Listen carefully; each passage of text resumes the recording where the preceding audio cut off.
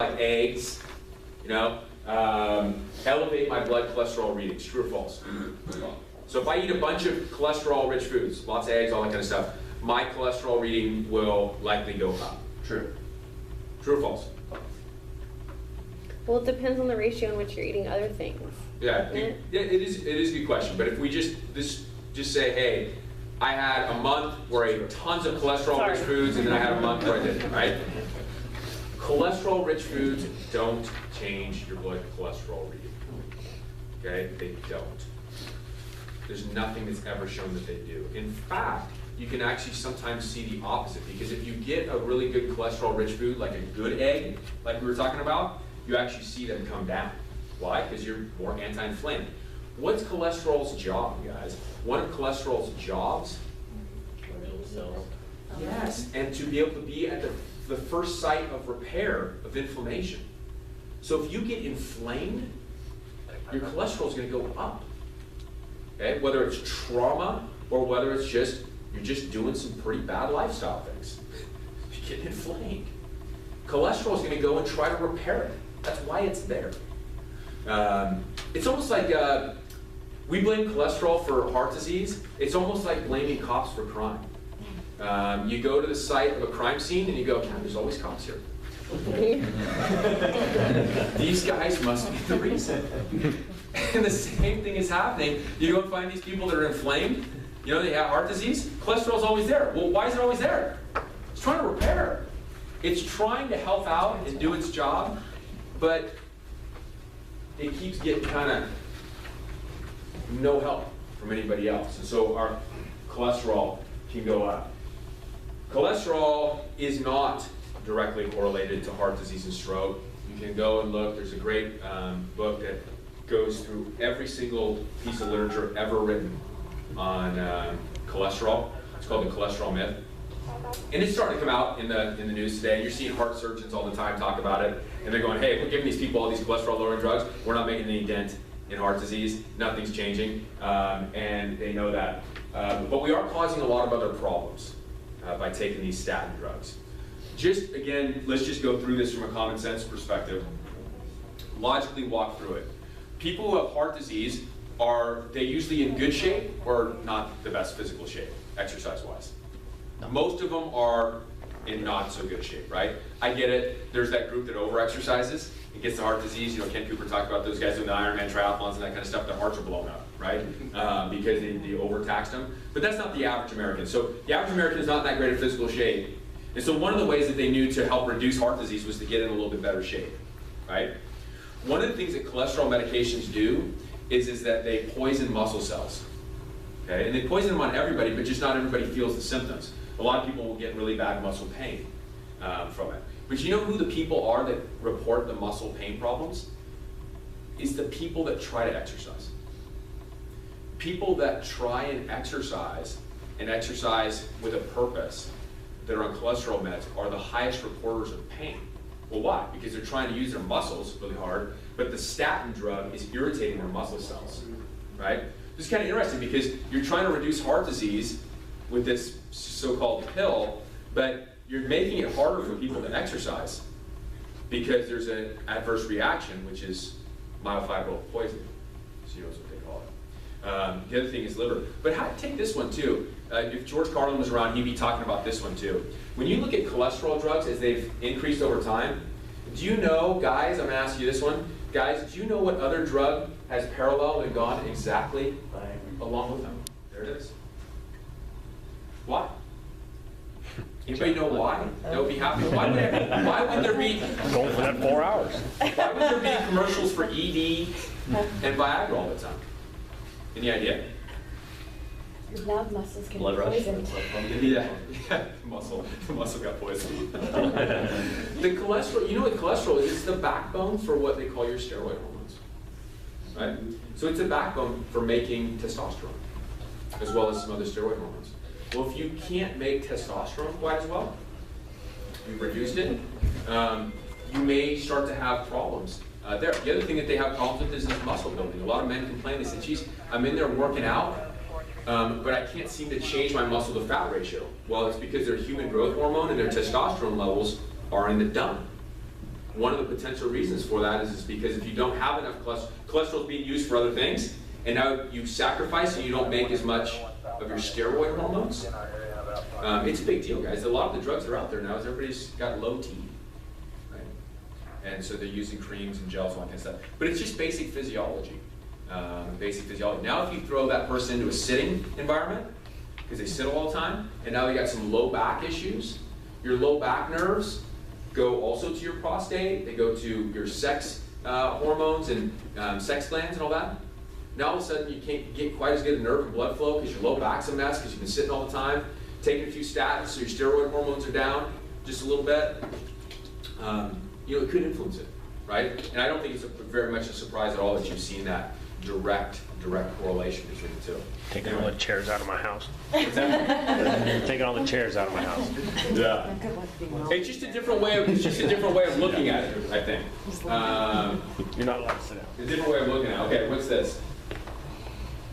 I make up the bile acids to help you digest food in the intestine. It's crucial around to help you make vitamin D, other critically important hormones such as testosterone in men, estrogen in women. I'm transported around by proteins that also carry things like vitamin A for my immune system, vitamin E for heart health, CoQ10 for energy. My levels get too low, you become at risk for depression, anxiety, impulsivity, aggression, fatigue, hemorrhagic stroke, respiratory stress, infectious disease, and some types of cancer. Who am I? Insulin. I'm gonna say sugar. Okay. Sugar. I make up the bile ducts. I make up the bile acids to help you bile digest acids. food, right? A lot of people with gallbladder problems, right? You heard about these? Like a lot of people, you guys probably go on calls, you get people with bad gallbladder spasm. Doesn't feel good. I would say fat. Any other guesses? That's what bile breaks up. Hint, we just talked about. Fatty Cholesterol. acids, though. Cholesterol. Yeah, cholesterol. I don't think we usually look at it like this, right? It's pretty cool. You need that cholesterol to help make vitamin D. I mean, it's another thing that you can think about and correlate. Hey, the more we take statins, the harder it may be for us to actually make that vitamin D. There's a lot of people that are taking the supplements, vitamin D supplements, but their ratios aren't really changing. Their blood chemistry is not really changing much. You go, wow, why is that happening? They're taking the supplements. Why is it not getting any better? Maybe it's because they're getting that cholesterol maybe a little bit too low. But interesting, also, we talk about LDLs and HDLs as bad and good, right? Have you heard that? Where they say, hey, your bad cholesterol is this and your good cholesterol is this. It's kind of a misrepresentation, I think, of those, because neither of them are bad. Remember, LDLs are the guys that come out when you get inflammation. So now I get inflammation somewhere, LDLs come out, they're the first site, or first guys on the site for repair. Okay? Doesn't sound like too bad of a thing, but we call them that, right? Once things are repaired, the HDLs come in and shuttle the LDLs back to the liver. Okay? That's how it goes. So if we're in chronic inflammation, the HDLs aren't taking the LDLs back, so your LDLs are going to be up and your HDLs will be low. But if we're reducing our inflammation, HDLs are going to go up because they're coming out to take the LDL guys back to the liver, and we're reducing our inflammation, doing pretty well, right? So it doesn't really seem like as much of a good or bad scenario, it's just kind of how it works. Well, the LDL guys are pretty cool too. They also do those other things. They carry vitamin A. They carry your fat-soluble vitamins, which is cool. Vitamin A, big immune system guy. Vitamin E, we hear about that for heart health. CoQ10, big energy thing. Another thing, the statins. What's one of the things that they're all now prescribing? When you take a statin, they also say, hey, why don't you take a little CoQ10? Because the area of the liver that gets kind of bummed out and damaged by the statin is the same area of the liver that makes CoQ10, which we need to help make energy. So they go, hey, we're going to supplement you with 100 milligrams or 200 milligrams of CoQ10 while you take this statin, because we don't want to kind of have you get down on that because your energy is going to have some problems, right? So it's kind of cool. But look at that, if my levels get too low, and this is the one that they've shown a lot on women, is the hemorrhagic stroke again. And these are levels under 160. So if your levels were getting under 160, that was a big increase and a big risk. And again, we're starting to see some of the correlations between being on statins long term and then some of these kind of mental issues, like more likely to be depressed, more likely to have anxiety, more likely to be fatigued, and all that kind of stuff as well. So kind of a cool one, a different way to look maybe a little bit of cholesterol, and maybe to just get away from that whole good bad thing. It's a tough, rather than say, hey, look, weird, my LDLs went up from the last time I had my blood test. That must mean that there's some inflammation going on somewhere. If you don't quite know where it is, I gotta try to maybe do a few things that are anti-inflammatory, see if I can change that. Well, what's one that we talked about today? Increase your omega-3 or 6 fats? Omega-3, right? Increase those omega-3s, it's kind of cool. And you can either do it through diet or through supplements. So that last slide totally makes sense too, because aren't they linking vitamin D deficiencies with depression? No question. And so those two directly correlate. Yeah, I think you know, it's going to be a little while. All this stuff always takes time, but probably 10, 20 years, it'll be one of those ones. It's like that was kind of a blunder. Like, we shouldn't have been putting all those people on those statins because it wasn't really helping us. And it's slowly starting to revert to it. Now I get it. There is a small group, less than 1% of the population, that has something called hypercholesterolemia. Okay, and that's just a genetic defect where they over make cholesterol. But that's not the majority of people that are taking the cholesterol meds, right? The other thing to think about a little bit is I don't, it's not a conspiracy thing, but understand that they've gone from, they started at 300 was the number, and then they went down to 280, 260, 240, 220, 200, right? Without evidence, right? So it wasn't one of those things that was like, oh man, look at all these studies that came out. We were up too high. We needed to get people under 240, 260 because it always leading hard. There was no evidence on it. It was just, you got more of the population to be on, right? And that's why, you know, they are targeting kids now. You don't have, it's pretty interesting, but they're targeting kids for these statins a little bit too, which is unusual. But this is the first time we've ever had like obese kids, you know, this many obese kids and that kind of stuff as well. But I like this book, The Blue Zones. Has anybody read it in here? It's pretty cool. This guy went around to every continent and he just basically looked for the subsection of people who live the longest with the least disease on every continent. Then he tried to just say, hey, is there anything that's similar between these different groups? And so he did that. So the most centenarians, right? The most 90 plus, most 80 plus. Pretty cool. And he did that on every continent. I just kind of summarized a couple of the things I thought were pretty interesting from it.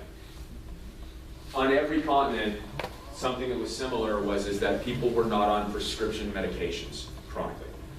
And again, I'm not demonizing medications, just understand that they're meant to be used acutely. They always were. In fact, it used to be, just up until recently, it used to, you always say on the bottle, to be taken no more than 6 months, to be taken no more than 3 months, to be taken, you know, that kind of thing. They've kind of eliminated putting that on there now, but that was them because they knew that the medication was designed to acutely get somebody out of a problem, perhaps, but then to change something so that they no longer had to be on it, you know, which is cool. But nobody was on chronic use of medications, prescription medications. The second one is that nobody chronically sat, and that number was 4 hours or more was the number. So people that sat 4 hours or more were considered to be chronically sitting. And on every continent it was that. The other one was they weren't consuming processed food. They grew their own food. They ate, people eat from the wild, but they weren't in Vons and Albertsons kind of doing that, including North America, right? Alcohol was minimal to none. So there's definitely some cultures that consume just a little bit, and I'd like special occasions, that type of thing, but it was never daily use. There was no daily use in any of the groups. They all had some sense of spirituality, which is a cool one too, because this is one that we all argue about, right? You know, whose religion's right, and that kind of thing. And it was diverse. You know, obviously you're on different continents, but they all had some sense that there was something grander than them, and they would go through some spiritual practice, some kind, whatever it might be. And then the other one was that there was no groups of people or in an area that were in pretty much isolationism, right? They were among family and friends, and especially extended family. So it was one of those things, and again, the United States, at least I know my family and a lot of people that I know, we're all over the place, right? You know, all my siblings, I don't live next to any of them. You know, my parents I don't live next to, I live next to no aunts or uncles. And it is often kind of common. It's not everybody, but it's fairly common in the United States. But in these groups, the people living the longest without the least disease, that wasn't the case. They were with family and friends, and especially it was pretty networked, which I thought was pretty cool. Anybody have a guess where it was in North America? The most centenarians, the most 90 plus with the least disease? Yeah, it's Southern California. It's actually right. It's right below San Bernardino.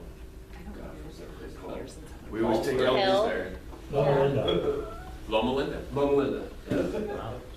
That's good knowledge. I don't want it to run. And I know the other one was Sardinia because when I lived there. Yeah, no, because I was like, damn, I lived right there, and it's like right in the middle of Sardinia. Yep. It's where these guys are living forever. That's why I thought they always drank wine. So I was like, okay. Yeah.